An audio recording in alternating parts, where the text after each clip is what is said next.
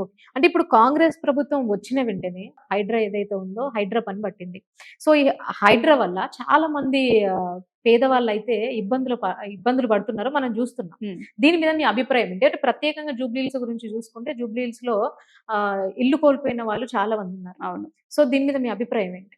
అంటే హైడ్రా నేను ఇది చేస్తా, అది చేస్తా హీరో లెవెల్ అంటే నాగార్జున ఇన్కన్వెన్షన్ కూల్చడంతోటే హీరో అనుకున్నారు. కానీ నాగార్జున ఇన్కన్వెన్షన్ కూల్చడం వల్ల నాగార్జున రోడ్డు మీద వల్లేదు, నాగార్జున కుటుంబం రోడ్డు మీద వల్లేదు. వాళ్ళకి ఇంకా వేరే ఇండ్లు ఉన్నాయి, వారు వేరే దగ్గర ఫంక్షన్ హాల్స్ ఉన్నాయి, వాళ్ళు చూసుకుంటున్నారు. కానీ పేదోళ్ళకు ఒక్కటే ఇల్లున్న వాళ్ళకు వాళ్ళ పరిస్థితి ఏంది? రోడ్ల మీద పడి పుస్తకాలు కాడ, తిండి ఒక దగ్గర, కండ్లకు నీళ్లు తెచ్చుకుంటూ, అంటే ఒక ఆమె ప్రెగ్నెంట్ తో ఉన్న ఆమె టైం ఇవ్వండి అని అడిగినా కూడా ఇవ్వలేని పరిస్థితి హైదరాబాద్ లా.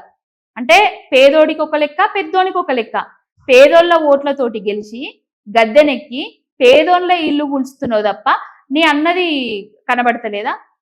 మిగతా మంత్రులది, ఎమ్మెల్యేలది, వీళ్ళందరి ప్యాలెస్లు కనబడతలేవా? హైడ్రా వాటికి కనబడతలేదా?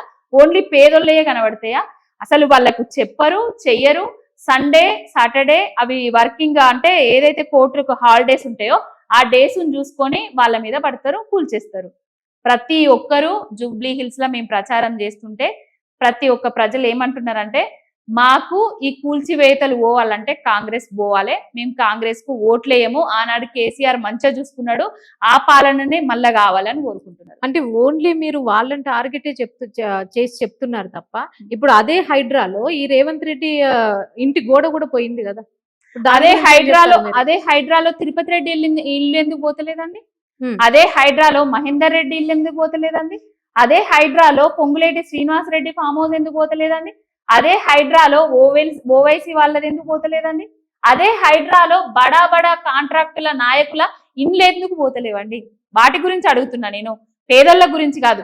పేదోళ్ళ ఇల్లు కూల్చేటప్పుడు నోటీసులు ఇవ్వడమా, లేకపోతే వాళ్ళకు ప్రత్యామ్నాయం చూపెట్టడమా, వాళ్ళకి ఇంకొకటి ఏదన్నా ఇల్లు చూపెట్టడమా, అలాంటివి చేయాలి. పేదోడు నెల నెల ఈఎంఐలు కట్టుకుంటూ మీరే ఇచ్చిన పర్మిషన్లే 15-20 సంవత్సరాలకి క్రింద వీళ్ళే పర్మిషన్లు ఇస్తారు. మళ్ళా 15-20 సంవత్సరాల తర్వాత వీళ్ళే అధికారంలోకి వచ్చి ఆ ఇండ్లను వీళ్ళే కూలిస్తారు. మళ్ళా అవి రోడ్లకు అడ్డంగా కట్టిండ్రు, నాలాల మీద కట్టిండ్రు అని చెప్పేది మళ్ళా వీళ్ళే. ఇచ్చింది వీళ్ళే పర్మిషన్లు, కూల్చేది వీళ్ళే. ప్రత్యామ్నాయం చూపించకుండా వాళ్ళని ఇబ్బంది పెట్టి రోడ్డు పాలు చేసేది కూడా మళ్ళీ వీళ్ళే. ఇది రాజకీయం, కాంగ్రెస్ పార్టీ రాజకీయం, కాంగ్రెస్ పార్టీ తెలంగాణలో చేస్తున్న దుశ్చర్యలు.